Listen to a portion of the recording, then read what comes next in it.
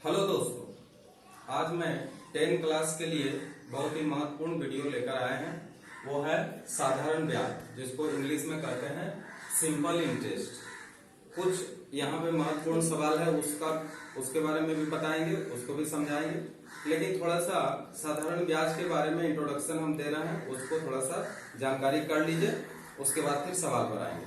तो देखिए इसमें है क्या, साधारण ब्याज जब भी हम लोग बनाते हैं सवाल इसमें, तो ज्यादातर ये बैंक वगैरह से संबंधित होता है, लेन देन से संबंधित होता है। इसलिए जो ब्याज के रूप में या फिर जो ऋण देता है, जो ऋण देता है, ऋण देने वाला, और एक होता है ऋण लेने वाला, ऋण लेने वाला। जो देने वाला होता है उसको क्रेडिटर कहते हैं, क्रेडिटर, और जो लेने वाला होता है उसको डेबिटर कहते हैं। तो निश्चित रूप से हम लोग जानते हैं दो पात्र यहां पे होता है, एक देने वाला, दूसरा लेने वाला, है ना। अब क्या है कि जो रकम जितना लेता है या जितना जमा करता है बैंक के अंदर या कोई महाजन के अंदर, जितना पैसा जमा रखता है या उससे उधार लेता है, उसको हम लोग मूलधन के रूप में बोलते हैं। मूलधन, जिसको प्रिंसिपल भी बोलते हैं, प्रिंसिपल, प्रिंसिपल। और जो ब्याज उससे मिलता है, ब्याज कहने का मतलब जो एक्स्ट्रा रकम उसको मिलता है या फिर देना पड़ता है, उसको हम लोग ब्याज कहते हैं या इंटरेस्ट कहते हैं, इंटरेस्ट कहते हैं।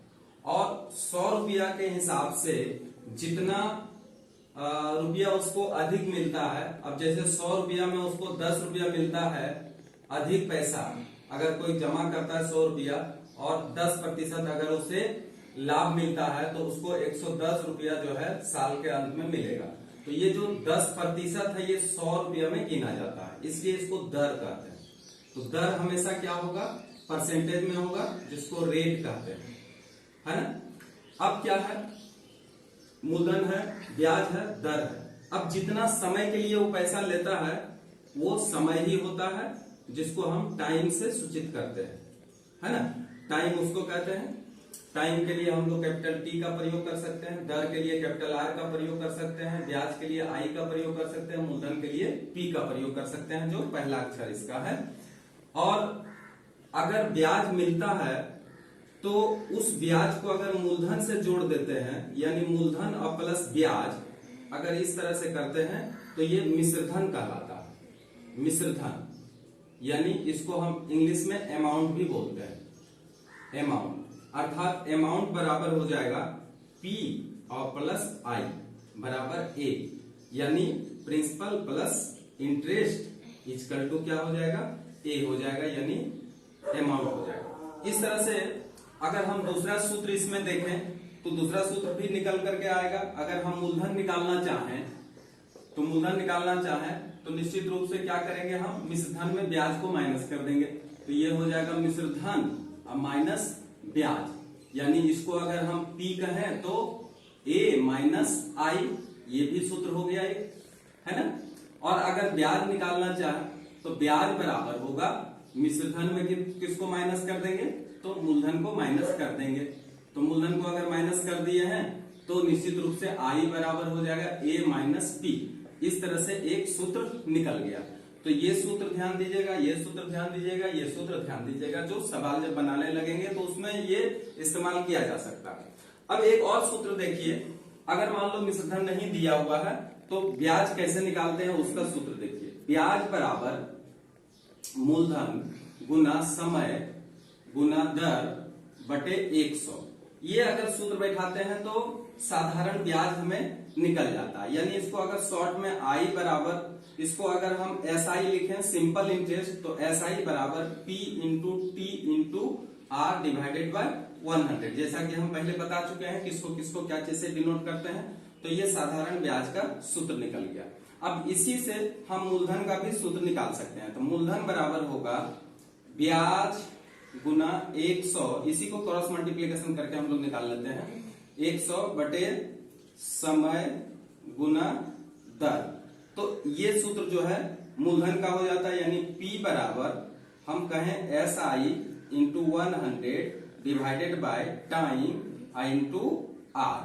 तो निश्चित रूप से ये सूत्र भी हम इसमें इस्तेमाल कर सकते हैं। अगर मूलधन निकालना हो तो ये सूत्र से हम लोग क्या कर सकते हैं, डायरेक्ट हम निकाल सकते हैं। किसके बारे में, तो चाहे हम ब्याज निकालें, चाहे मूलधन निकालें, चाहे समय निकालें या दर निकालें। समय और दर भी अगर निकालना हो तो निश्चित रूप से हम निकाल सकते हैं। वो देखिए, अब अगर मान लिया कि मूलधन के बाद अगर समय निकालना हो तो समय बराबर ब्याज गुना 100 बटे मूलधन गुना दर। तो देखिए P बराबर SI into 100 divided by P into R। तो इस तरह से एक और सूत्र बन गया। तो इसमें T निकालने का हम सूत्र बैठा के निकाल सकते हैं अगर टाइम पूछे तो। फिर अगर अब देखिए समय निकाल लिए, अब दर का सूत्र अगर निकालते हैं तो दर बराबर भी हो जाता है ब्याज गुना 100 बटे मूलधन गुना समय। इसको अगर हम देखें तो R से अगर सूचित करें तो SI into 100 divided by P into T। तो इस तरह से हम R भी निकाल सकते हैं, यानी दर भी निकाल सकते हैं। तो ये साधारण ब्याज का सूत्र है। ये साधारण ब्याज का सवाल जो भी हम लोग बनाएंगे इसी सूत्र से संबंधित होगा और इसमें सवाल बनेगा। अब कुछ हम उदाहरण देके बता रहे हैं। एक सवाल देखिए जिसका कि आप बना सकते हैं कि किस तरह से हम यहाँ पे सवाल बनाते हैं। देखिए, अगर क्वेश्चन में आता है कि 5% ब्याज की दर से कोई मूलधन कितने वर्षों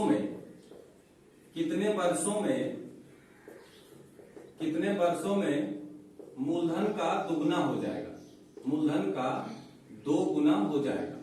अब इस तरह का क्वेश्चन हो जाएगा, इस तरह का क्वेश्चन आता है तो विद्यार्थी थोड़ा सा कंफ्यूज हो जाता है कि क्या करें, कैसे बनाएं इसको, क्योंकि यहाँ पे केवल प्रतिशत दिया है और बाकी कुछ भी नहीं दिया है।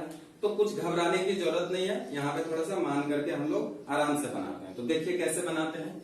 अब आंसर में देखिए, ध्यान से देखिए, माना कि मूलधन पहले मान लीजिएगा, माना कि मूलधन बराबर P बराबर X रुपया मान लेते हैं, ठीक है।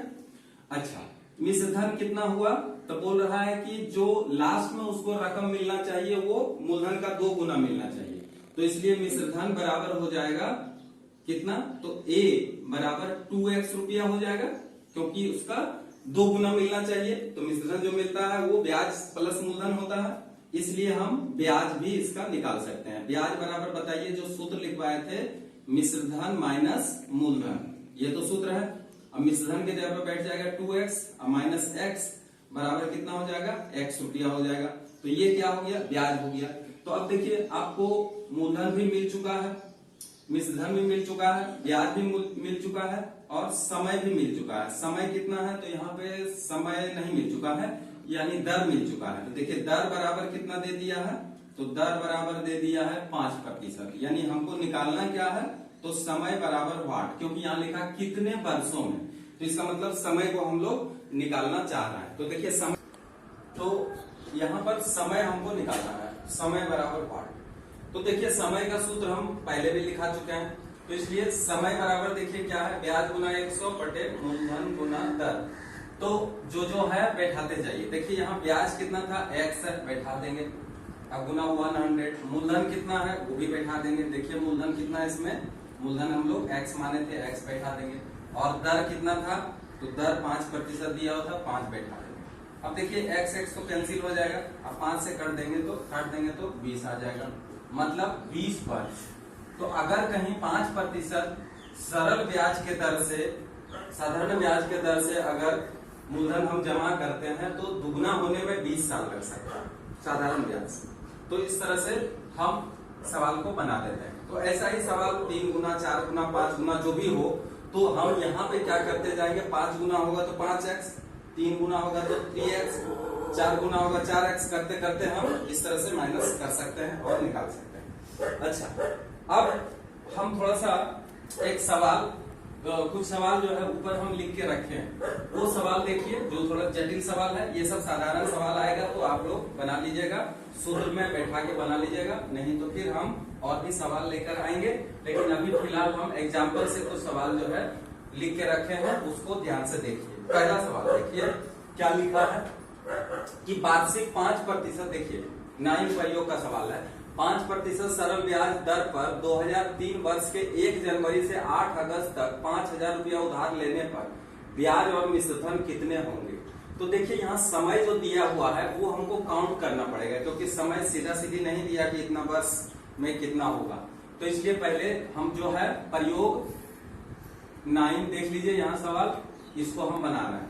यहाँ पे देखिए जो दिया हुआ है, जैसे जैसे हम लिखते चले जाते हैं। बोलिए मूलधन यहाँ पे कितना दिया हुआ है, मूलधन P बराबर दिया हुआ है। देखिए मूलधन वही है, उधार जो लिया गया है वही मूलधन है, यानी 5,000 रुपया लिख देंगे। अच्छा, दर कितना है, दर चूंकि प्रतिशत में होता है इसलिए हम लोग इसको पहचान सकते हैं। दर कितना है, तो दर है 5%, है ना। अच्छा, समय कितना है ये हमको थोड़ा सा निकालना पड़ेगा। तो समय कैसे निकालेंगे, यहाँ देखिए 1 जनवरी से लेकर 8 अगस्त, और वो भी क्या है 2003। तो ये बताइए लीप ईयर है अथवा नहीं है। तो लीप ईयर मतलब 4 से भाग लगने वाला, तो नहीं है तो फरवरी 28 दिन का पकड़ना पड़ेगा। तो इसलिए टाइम अगर हम लोग जोड़ेंगे तो हम इसी तरह से जोड़ देते हैं, जनवरी फरवरी करके। देखिए जनवरी 31 में दिन का होता है, तो जनवरी हो गया पूरा 1 महीना, फरवरी 28, मार्च 31, जनवरी फरवरी मार्च, अप्रैल, जून, जुलाई, जनवरी फरवरी मार्च अप्रैल मई जून जुलाई।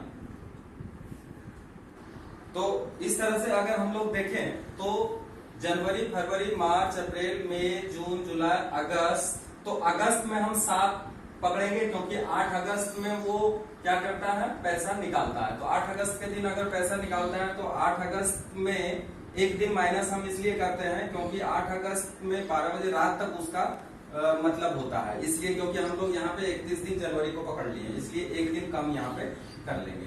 तो टोटल आया कितना, 219 दिन।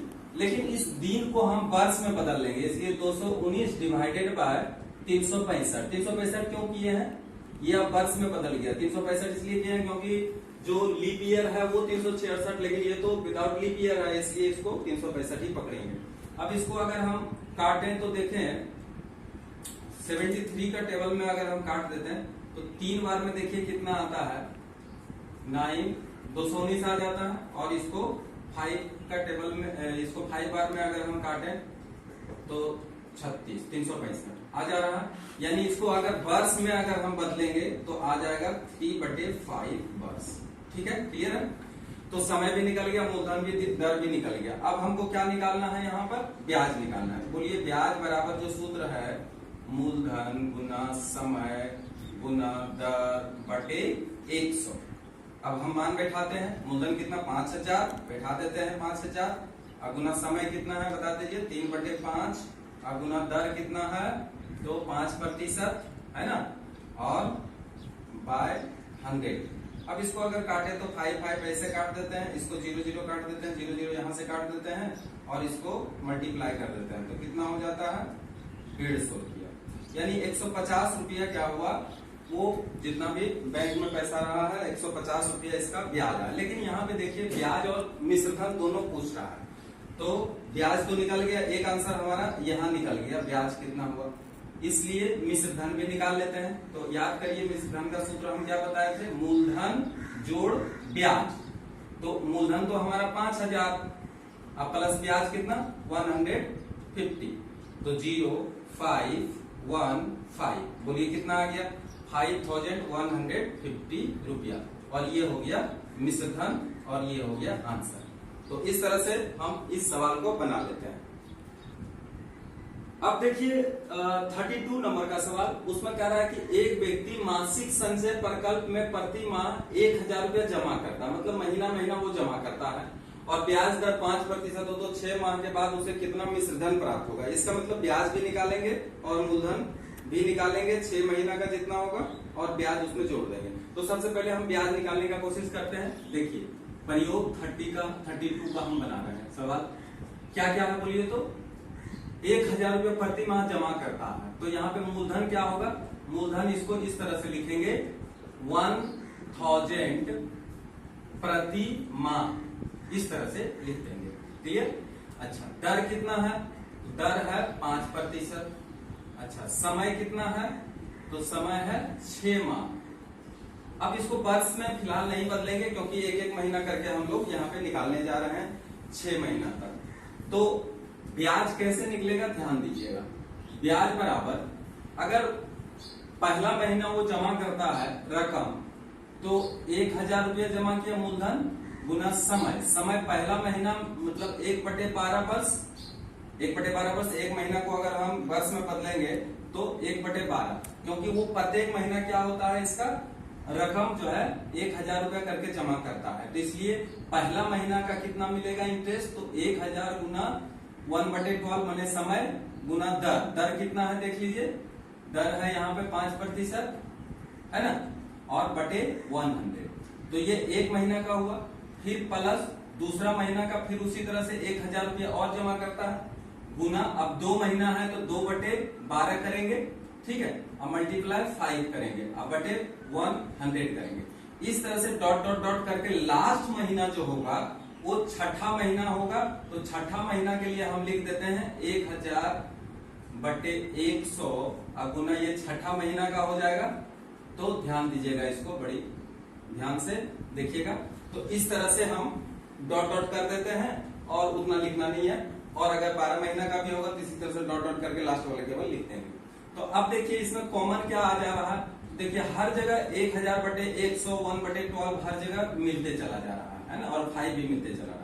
तो इसको हम कॉमन ले लेंगे, तो 1000 डिवाइडेड बाय 100 इंटू 1/12 इंटू 5, ये हर जगह मिलने वाला है। बताइए यहाँ पे क्या बच जाएगा, केवल 1 बच जाएगा, यहाँ पे क्या बच जाएगा 2 बच जाएगा, इसी तरह से 3 बचेगा, इसी तरह से 4 करते करते 6 तक हम लोग चले आएंगे। तो ये देखिए ये 6 महीना का क्या आ गया, ब्याज आ गया। इस तरह से ही इसको सवाल को बनाना। अब देखिए इसमें अगर हम इसको काट दें तो यहाँ 10 हो जाएगा, और इसको भी अगर काट दें तो यहाँ 5 हो जाएगा, यहाँ 6 हो जाएगा, यानी आ जाएगा 25/6 आ जाएगा।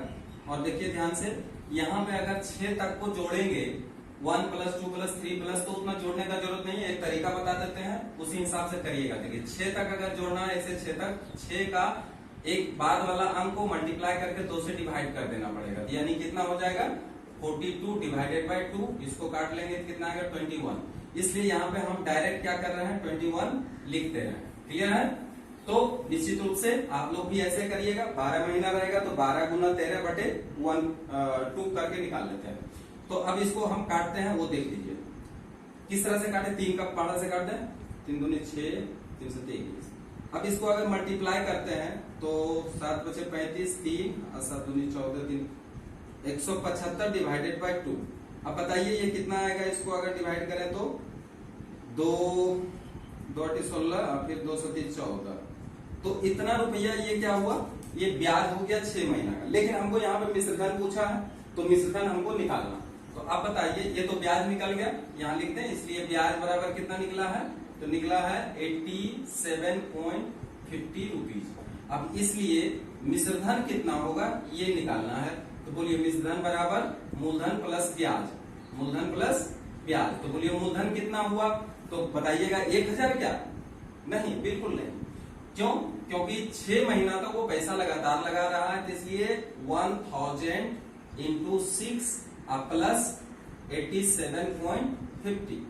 अब इसको करेंगे तो 6000 प्लस 87.50, और इसको अगर हम जोड़ देंगे तो 6087.50, और ये जो रुपया आया है ये हमारा आंसर आया है, और यही मिश्रधन। तो अब देखिए प्रयोग 33 में क्या है, पहले क्वेश्चन समझ लीजिए अच्छा से, कि 3,70,000 रुपये को 3 बैंकों में जमा किया गया है। जिसका दर क्या है 4%, 5%, 6%। अब कह रहा है 1 वर्ष के बाद यह देखा गया कि तीनों बैंकों का ब्याज समान है, यानी 1 वर्ष में देखा कि तीनों को जो ब्याज के रूप में रकम मिल रहा है वो बिल्कुल इक्वल मिल रहा है, बराबर मिल रहा है।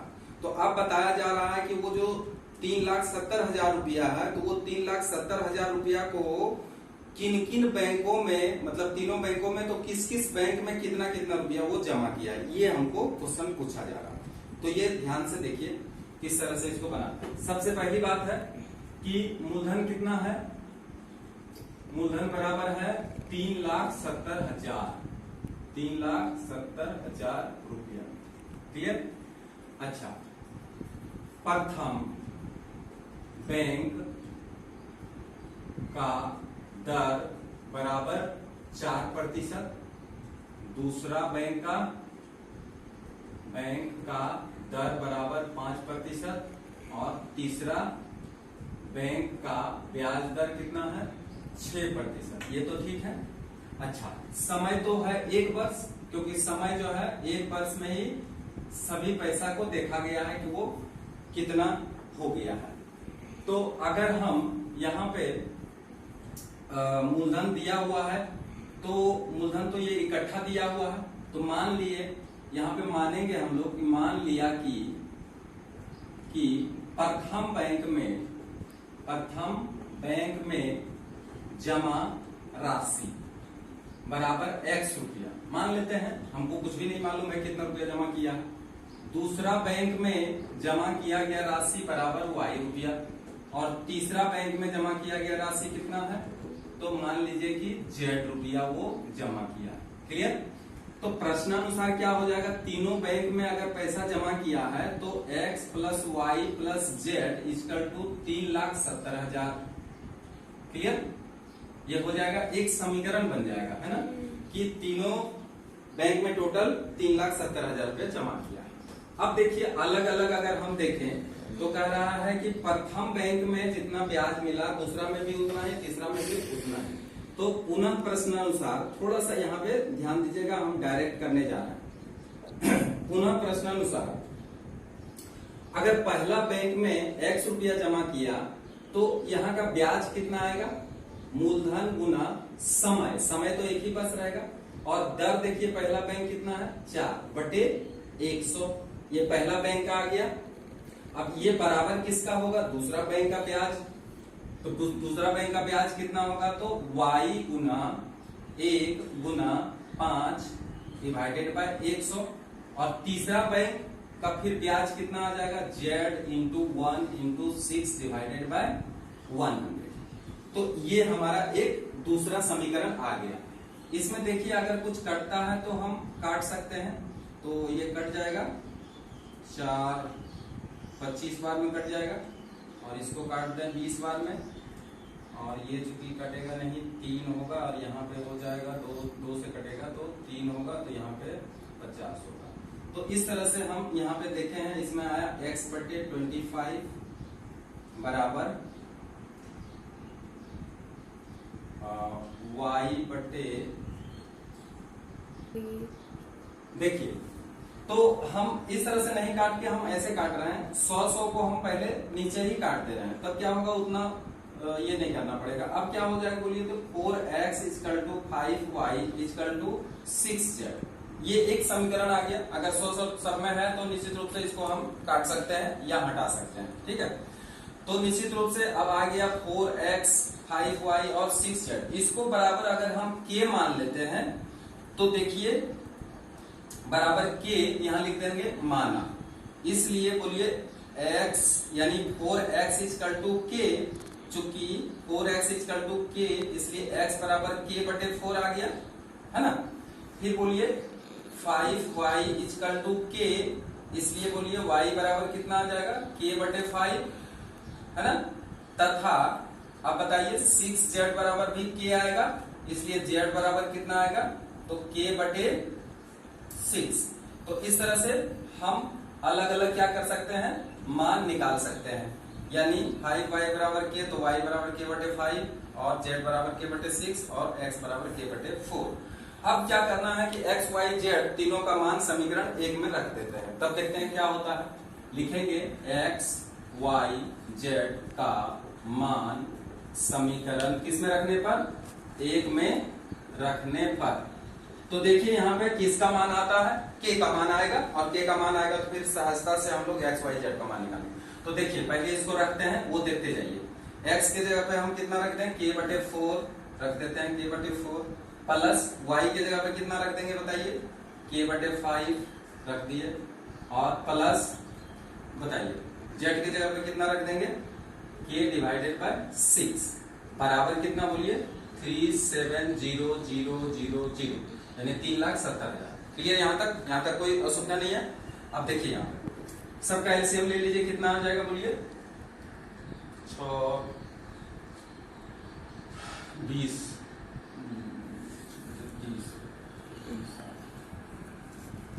60 आएगा एलसीएम, है ना 60 आएगा। 60 को डिवाइड कर दीजिए 4 से, 15 के अब प्लस 5 से डिवाइड करिए 12 के, अब फिर 6 से डिवाइड करिए 10 के इक्वल टू 370,000 1 2 3 4।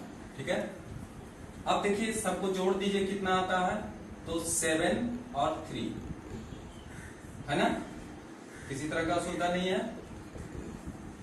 इस तरह से। अब देखिए ये 37 और यहाँ पे 37 अगर हम काट देते हैं तो 37 उसके बाद बच कितना जाता है, तो हमारा बच जाता है 1 2 3 4 जीरो बच जाते हैं, यानी 10,000 बच जाता है। अब के का मान अगर हम निकालना चाहें तो के बटे 60 इक्वल टू 10,000। क्लियर, या के बराबर बोलिए कितना आ जाएगा, तो 10,000 गुना 60, तो ये हो जाएगा 60 के ऊपर 1 2 3 4 यानी इकाई दाई सैकड़ा हजार दशक लाख, यानी 6 लाख इसका के का मान आ जाता है। अब के का मान आने से ही काम चलेगा ऐसा नहीं है। अब हम लोग क्या करेंगे, अलग अलग हमको पूछा कि बैंक में कितना रुपया जमा किया, तो अब देखिए प्रथम बैंक में कितना जमा किया, अब देखिए आराम से निकलेगा। प्रथम बैंक में जमा रकम मतलब कितना रकम जमा किया है, तो देखिए यहाँ पे x बराबर के बटे 4, तो यहाँ लिख देंगे के बटे 4, चलिए यहाँ लिख देते हैं। के के जगह पे कितना बैठाना है 6 लाख, ठीक है, तो 6 लाख डिवाइडेड बाय 4। अब इसको हम काट देते हैं 15 पर कितना जीरो 4 जीरो, तो 15 पर 4 जीरो, तो इसका कितना मान आया 1,50,000 रुपया। तो 1,50,000 रुपया पहला बैंक। दूसरा बैंक में बताइए उसी तरह से, दूसरा बैंक में जमा रकम कितना, तो के डिवाइडेड बाय 5, तो बोलिए 5 अगर रखेंगे तो 6 लाख और डिवाइडेड बाय 5 ये कट जाएगा 12 तो यहाँ पे आ जाएगा 1,20,000 रुपया। और तीसरा बैंक में कितना रकम जमा किया है, तो ये भी निकल जाएगा। तीसरा बैंक में जमा किया गया रकम बराबर के डिवाइडेड बाय 6 बराबर हो जाएगा 6 लाख, है ना, और डिवाइडेड बाय कितना 6। अब इसको अगर काट देंगे तो आ जाएगा कितना 1 लाख, यानी इकाई दाई सैकड़ा हजार 10 लाख। ठीक है, तो अब देखिए पैसा जोड़ करके देख लीजिए एक बार, 1,20,000 1,50,000, निश्चित रूप से 3,70,000 आने वाला है। और ये पैसा अलग अलग बैंकों में इतना के नाम से जमा किया। तो आज का वीडियो इतना ही है। अगर वीडियो अच्छा लगा तो निश्चित रूप से इसको सब्सक्राइब करिए और शेयर भी कर दीजिए, ताकि अन्य स्टूडेंट जो है इसका लाभ उठा सके। Thank you.